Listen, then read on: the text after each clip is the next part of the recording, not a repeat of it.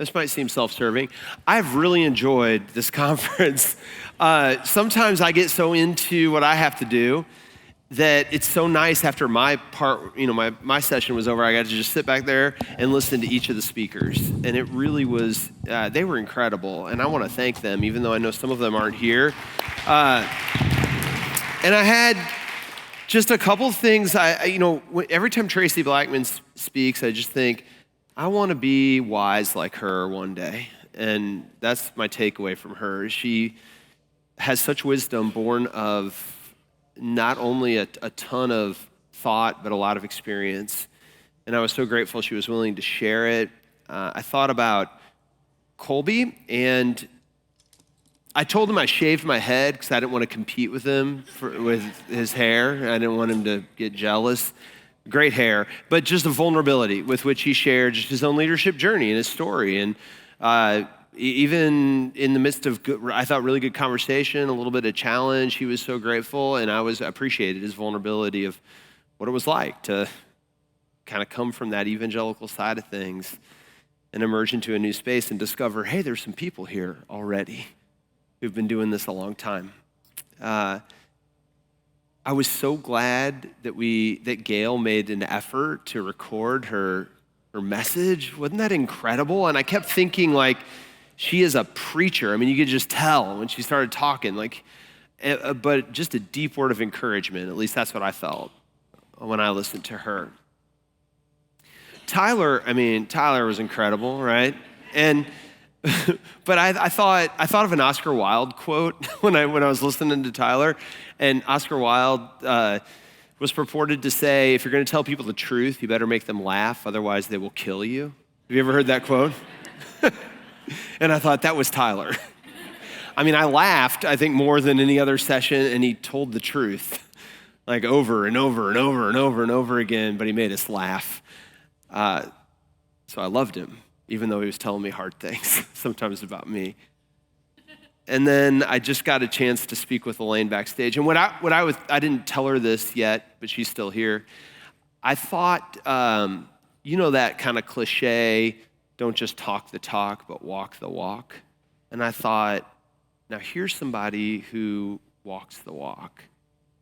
And I hope that my faith can look like that one day.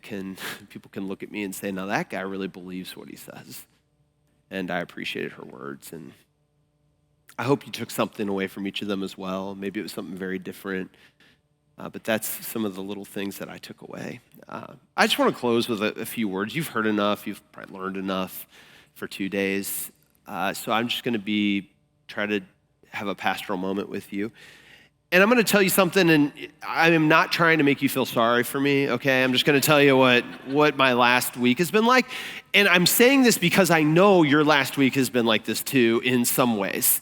Like you've just had a lot going on probably as you come into this space. And I did a week, and I don't even know what day it is, a week and a half ago, I did one of these things where 6 months ago I planned out these 10 days, and I thought, yeah, I could fit it all in. And then I get to it, and I was like, what in the hell was I thinking? I cannot do this. So I took off last Sunday, and I first had a meeting of pastors, United Methodist, 100 largest United Methodist churches, and it was a time in Arizona, and I had to do 2 teaching times when I was there, which I don't know why I said yes to that or why they asked me, but that's what I did. And then my plan was to go, I had a board meeting that I had to go to somewhere else for a general agency board that I'm on. Why did I say yes to that? But then somebody really important to me and to our church died. So instead of going straight to there, I had to fly back. I had to preach a funeral. I was here less than 24 hours. I had to go back. I had to preach opening session of this board of directors meeting. And then somewhere in the midst of these 8 hours of flying, I wrote the opening session for this, which I did, and got home here Sunday night in time for this Monday morning. And I'm just going to tell you that last Sunday, I was having one of those moments where I was feeling a little sorry for myself, and I was thinking, what am I doing? I'm not going to make it through this. And I just was like consumed with what I had to do. And then I got on the plane, and it was a particularly beautiful afternoon in St. Louis. By the way, it's going to be 29 degrees tomorrow morning. Isn't that incredible? It's 80 right now. But anyway, it was one of those beautiful days, and the plane took off, and I had this great view, like of St. Louis last Sunday afternoon. And I'll show it to you real quick. I took a picture from the plane, and it was something weird happened. Leave that up, Justin, because I want to talk about it in a second. But something weird happened is like as I took off, and I don't know if you feel this way when you get on an airplane, as I took off and I got a little distance from the ground, I started to feel better. And as I got higher and higher up, it's like whatever I was dealing with became a little bit smaller. And I got high enough up that I looked out the window and I saw this, and it gave me just this different perspective. And I had this sudden moment because I haven't made it very far. I want to point out a few things that when I was looking at this, looking out the window, I saw so many things. This building, I'm going to come over here, and right here is where I was born. Yeah, no, aw. And isn't that cute? And I went to college. I couldn't quite get it in the frame. I went to college right over here. And right up here is where I lived when I was in college in an apartment, and I worked right over there, and we're sitting right here. You can't quite see it in the frame. And I thought, all of a sudden, it's like my whole life is like I'm looking out the window at all of it from like a different view. And suddenly I just realized like, oh yeah, it's gonna be okay. I don't know, I had this moment, like it's gonna be okay. But it reminded me that sometimes the higher up you get, the smaller the problems on the ground become. And it's not that they go away or that they're any less serious, but I just gained a different perspective as we were taking off. And I was just suddenly reminded of a larger context, a greater view, and a broader vision for what I was doing. And perspective offers us that sometimes. And I always say perspective doesn't change what you're looking at, but it changes what you see. You know, perspective isn't going to change what you're looking at. Whatever you're dealing with. But sometimes a different perspective can change what you see. And I think that shift sometimes in perspective gave me something that I really needed, and that was just some hope. Last Sunday, hope that God was going to get me through the next 10 days, and it was going to be okay. But it got me thinking that our perspective really matters. And sometimes I think all of us, especially in this work, need something, anything, just to give us a different perspective. In the wake of the pandemic, I don't know how many of you saw this article. It was like 6 months ago, and I'm just gonna put the headline up. Justin, if you have that, Why I Left the Church. Did anybody see this circulating around? It was a Presbyterian pastor somewhere, and somebody's gonna be from Virginia and tell me, hey, I know that guy. And I don't really care about this particular story, but I just remember that it exploded. I saw it all of a sudden, like all over all my friends' feeds. And it was like equal parts people resonating with it or saying how their experience was different. But one thing was really clear from it, and that was that I had a lot of friends and a lot of people that I love who were really struggling in their work. Feeling tired, feeling sometimes appreciated, under-resourced, feeling like they were all alone. I don't need to show you charts and statistics to show you this, but I'm gonna show you just one chart because that's the kind of person I am. This is pastors, Protestant pastors from before the pandemic to now. This is 2015 to 2022. And it just asked them, hey, how you feeling about what you do? And that top green line, that's people who feel very satisfied with their vocation as a pastor. It went down from 72 to 52, just pre and post pandemic, 20 points.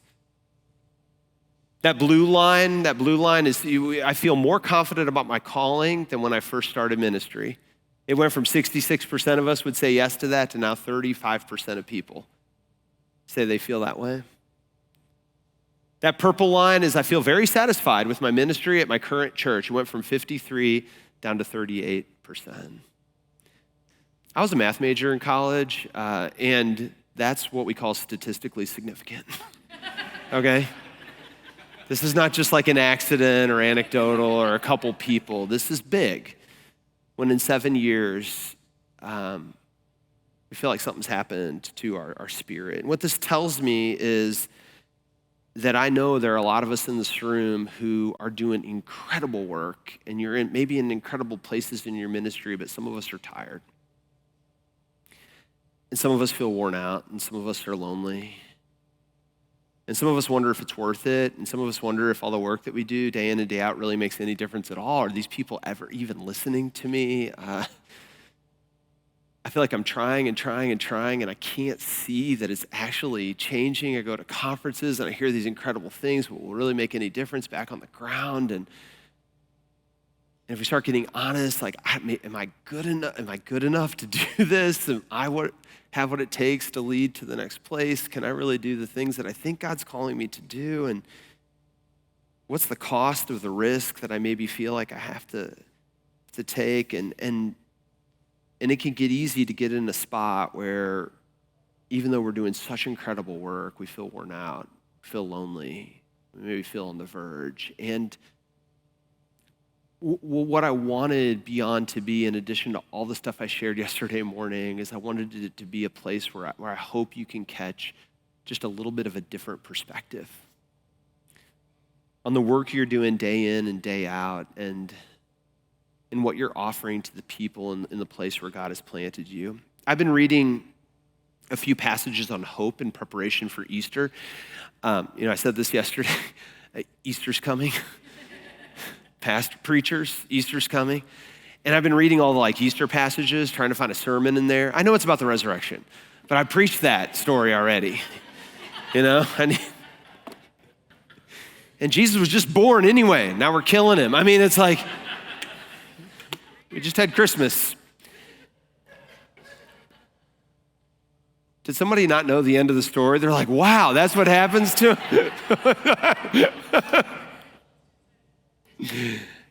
I know. I read Colossians chapter 3, verse 1. Some of you know it because it is an Easter passage. A lot of times the lectionary calls us to read it on Easter morning. But it's a passage where I think Paul introduces this idea of perspective, and that the perspective we have matters. And Paul writes this in Colossians. He says, therefore, if you were raised with Christ, look for the things that are above, where Christ is sitting at God's right hand. Think about the things above and not the things on earth. Paul gets a bad rap, and we could argue that maybe in a session next year. But I try to really remember that Paul was a guy who knew suffering actually quite well. He wasn't a guy sitting aside, but was a person who deeply knew people who suffered, and he himself suffered. He was executed by the state. We sometimes forget that. And many of these words he wrote while he was in prison, and he wrote these words to give other people who were suffering hope. And in this passage, Paul is sort of contrasting two ways, I think, of seeing things, two ways in which to focus our eyes, two different perspectives through which to view our lives. And he says kind of at the end, we can look at things from above, or we can look at things on earth. In other words, a lot of us, I think, live most of our lives with what I call an earthly perspective. And that's a good thing, because we live on earth. But an earthly perspective is like paying attention to what's right in front of you and seeing what it is that you have to do, and seeing where it is that God has planted you, and seeing the people that you have to serve, and figuring out what you need to do today, and what you have to do when you get home tonight, and what you have to do maybe tomorrow morning, and what's coming up this Sunday. I mean, we live much of our lives in an earthly perspective. We pay attention to what's right here, right now, right in front of us, what we have to do. And that's okay. That's a good thing. We live right here. But Paul says that every once in a while, it's a good thing to zoom out, to fly up, to get a little bit of a distance and remember that the immediacy of whatever you're dealing with right now is only a part of something much bigger. A part of a much bigger life and ministry of yours, part of a much bigger story that God has been writing for thousands of years and will continue to write even when we're gone. And I think that's what he means when he says sometimes when we can get so overly caught up in what's right in front of us, it's time to look at the things that are above, where Christ is seated, and see things from a different perspective, a larger context, a greater view, a broader vision. Perspective doesn't change what we're looking at, but it changes what we see. And specifically, I think sometimes when we can get a little bit of distance from whatever it is that we're dealing with, that different perspective offers us at least two things that I know have helped me even endure some of those dark seasons in ministry. First thing is, perspective helps us to remember the past. And remembering the past is really important. I'll tell you why. In the Bible, you all already know this, but if you read the Old Testament, do you ever notice in the Old Testament, they are always wanting the people of Israel to remember. Constantly saying, remember, remember, remember. In particular, God always wants them to remember Exodus. Hey, remember Exodus? Remember what I did for you? Remember how I took you out of Egypt? Do you remember that? I mean, a lot of the Psalms are about remembering. Hey, do you remember what I did for you? Remember, remember, remember.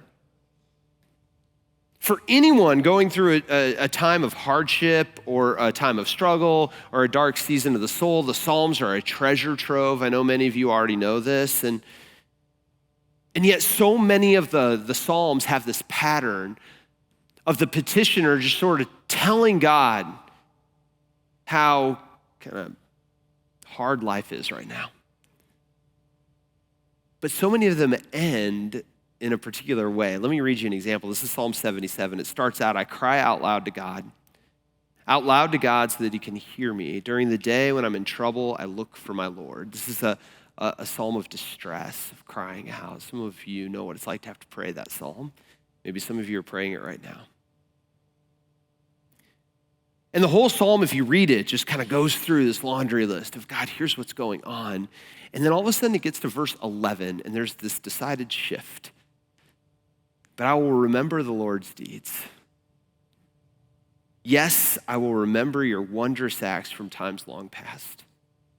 I will meditate on all your works. I will ponder your deeds. God, your way is holiness. Who is as great a God as you? The turning point for the psalmist here is when they start remembering what it is that God has already done for them. And as soon as they do that, it gives them a different perspective on the present moment. You know, early during quarantine, I remember I was, I don't know, just trying to visit people however I could. And there was one older guy in the congregation. He was actually the oldest person at the gathering. And I was so nervous. He wanted me to come over and meet on his patio. And I just thought, I do not want to be the one responsible for giving this guy COVID, but he was insistent, and so I did it. And we were, masked up, and these were the days of sitting outside, and we're sitting 10 feet away and all that kind of stuff. And I remember sitting there talking to him, and I said to him, I said, Jack, how are you? This must be really hard for you. And he said, oh, yeah, Matt, it is, but, I'm doing fine. And he said, well, how are you? And I said, well, it's terrible. The church is called The Gathering. I mean, it's not set up for. He said, "Well, don't worry so much about it." I said, "How can you be so calm in the midst of this?" He goes, "Well, you have to understand something about me, Matt. I'm 92 years old." And I can remember the Great Depression when I was a kid, and you'd be amazed how hard those times were. And what I had to see my parents do and neighbors of my parents, what they had to do. And I got drafted and I went to World War II and here's some stuff. You look at my house, you would not believe it if I told you the kinds of things that I had to witness when I was in the war. And I was so glad when I got home. And then you have to remember, I was here during the 60s and Vietnam and all the stuff that was going on. And I mean, it was wild times and I wasn't sure what was going to happen. And Matt, in the 80s and the 90s and even the 2000s, I was part of 3 Methodist churches, and every one of those doggone Methodist churches closed. I watched them just sort of deteriorate and close. And I've been through a lot, and I think because of everything I've been through, I get to COVID, and I think, it's going to be okay. And I thought that day, Jack had a perspective that I didn't have. He was able to remember all the things that God has brought him through, and that perspective gave him hope on the present situation. Friends, I just know that God has brought you through some incredible things to get you to where you are right now. I don't know every individual story, but the fact that you're sitting here right now with some of what you have experienced and some of what you've dealt with and some of what you've had to lead through and some of what you've had to suffer, and it's not just COVID, but individually, some of the stuff said to you and some of the things that people in your church have done to you, or people in the community, some of the challenges you've had to overcome. And it's incredible what God has done in your life up until now that you're even sitting here with hope that maybe there's still work for you to do. Remember, the God who has brought you through all that stuff is with you, even right here today. Perspective helps us to remember all the things that God has brought us through. And that gives us a hope and strength that God is about to do something even in our present moment. Perspective does something else for us. Perspective helps us to remember the future, which is a weird turn of words, I know, because the future hasn't happened yet. But there is a future, kind of a whole part of our timeline and your timeline, and really the world's timeline, God's timeline, that has yet to unfold. And we must remember that sort of where we are currently is not where we will end up. It's not what's final in our lives. It's not the final destination of what God has prepared for us. And in our hope, as much as it's fueled by everything that God has brought us through, hope is fueled by a future vision of where we know God is going to take us. Biblical hope rested on that idea that we don't know everything that's going to happen in between, but we know the end of the story. A classic example of this in the Old Testament is Jeremiah 29:11. I know maybe it's a little bit cliche to read, but it's still a damn good verse, right? For surely I know the plans I have for you, says the Lord, plans for your welfare and not for harm, to give you a future with hope. We read that verse a lot, but put in context, I think it's actually even more encouraging. And maybe some of you know the context really well. Jeremiah was writing to people who were experiencing a siege, war, and then eventually exile. And he's writing now to these people who are in exile. They were thinking everything that was lost. They were dragged away to a foreign land, to a new city. Some prophets were promising relief was right around the corner. Jeremiah was a little more honest. He said, I don't know when it's coming, but it is coming. He was a little bit sober-minded, but he shared right before this verse something that we usually don't read, and that's verse 7. He says, but seek the welfare of the city where I have sent you into exile. In other words, do the work that I've given you to do, even if it feels like exile right now. Because remember the plans I have for you, says the Lord, plans to give you a future with hope. And with that, you can do the work that I'm calling you to do right now. Jeremiah, I think in a way, was telling them, embrace your current situation. Why? Because it's not permanent.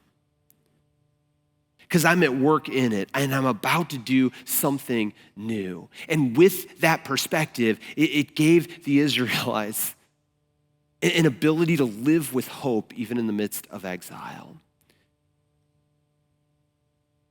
Friends, there is power in remembering the future, remembering that we're doing things now that God is going to bring to fruition. One day, I've spoken about, and maybe some of you have heard me tell this story before. But a few years ago, I was standing it was right after COVID, and it was right out in the lobby, right here. And a mother came up to me after I got done preaching, and I was standing in line. You know how most people are like, good job, whatever. And then every once in a while, someone says something honest to you, like, oh, wow. Like they were really paying attention or something. And this woman comes up, and I could tell that she had something she wanted to say to me, and there were tears in her eyes. And she had her 8-year-old there with her, and she said, Pastor Matt, would it be okay? My 8-year-old wants to tell you something. And I said, well, sure. Tell me, whatever it is. She said, I just want you to know that they haven't ever told anybody what they're about to tell you. And they told me after church they wanted to tell you this thing. And I said, okay, well, great. What is it? And they said, well, I'm going to let them tell you. And so I knelt down like this, because that's about how tell her. And this 8-year-old looked at me and said, I know I'm a boy, but I think I'm supposed to be a girl. And I'm really scared. And I shared a few things with them, and then they said to me, they said, would you give me a hug? And I sat there on one knee, and I have pretty big arms, and I feel like I engulfed this child. And this child gave me a hug, and I stood up, and the child's mom said, they've never told, I'm the only one who knows, they've never told anybody else. And she said there was something about what they felt and what you said that they wanted to tell you. And it was a time when I, was doubting things about my leadership, what I was doing. And in that moment, I realized what a profound thing that this 8-year-old trusted their church and their pastor enough to risk telling me who they are and what they're scared of, and to ask me for a hug. And I had a glimpse, and I don't know if this will be true, but I hope it's true, that one day this person will grow up and will have a story to tell, and the church and their pastor won't be the villain in that story. And that, and my prayers that he or she or they won't have to spend thousands of dollars on therapists to undo what the church did to them. They'll probably have to spend $1,000 of therapy on something, we all do, but at least not on this. And they'll know, I hope, that whatever twists and turns their life takes, that God loves them. And it was just this moment of beauty. But that moment gave me something else. It gave me perspective. That whatever else I did that day, maybe I did something that will allow this person to grow up knowing that they're loved by God. And I was reminded then of a larger context, a greater view, and a broader vision.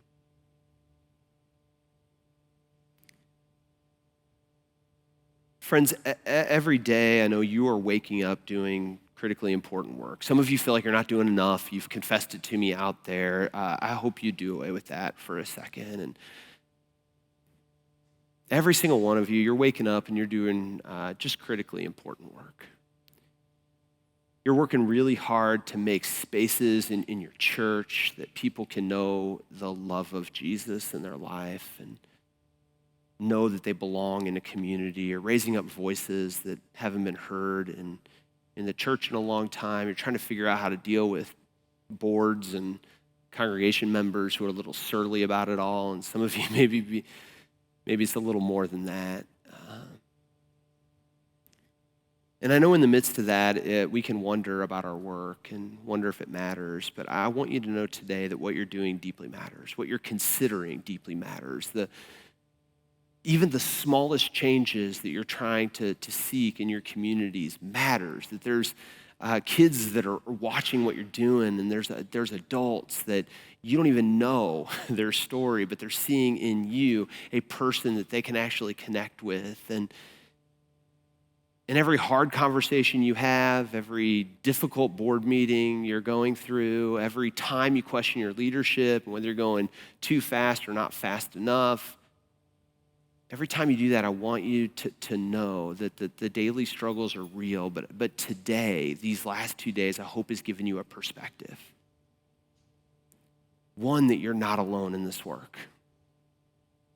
There are a lot of other people walking right alongside you. I hope you remember everything that God has brought you through to get you to this point. And God didn't do that on accident. God has a purpose for that. And I hope you remember the future. I hope you remember that what you are doing now